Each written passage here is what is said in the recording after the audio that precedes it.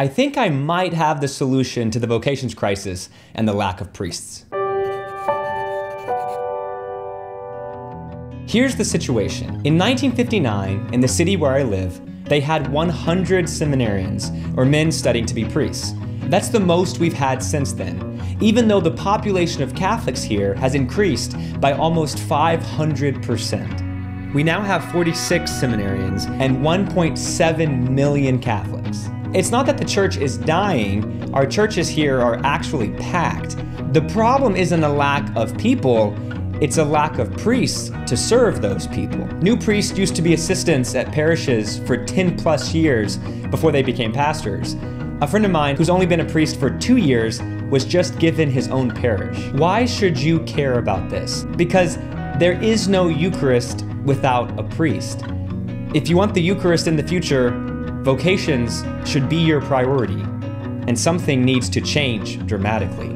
It's obvious that I talk a lot about the priesthood here on social media, and I certainly hope men are inspired to discern this vocation, but I actually don't think social media is the answer to this crisis. I don't think more campaigns is the answer. And while our efforts must begin with prayer, they can't stop at prayer. I think the solution is actually much simpler than that. It's something my dad said. I asked him what he thought was the best thing parents could do to encourage vocations. And he said, parents should receive communion with reverence. I think he's exactly right.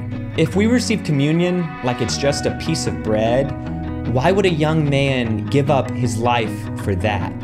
Why give up everything and be celibate for a piece of bread? But if we receive the Eucharist with the reverence it deserves, as the true body of Jesus, then a young man watching that might think, yeah, that would be worth giving my life to.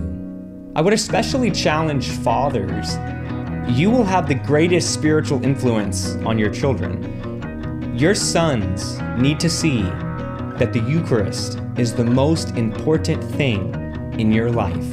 Based on your example, your sons need to know that the Eucharist would be worth giving their life for. If you found that helpful, you can check out my other reflections and my vlogs on YouTube and subscribe for future videos. God bless.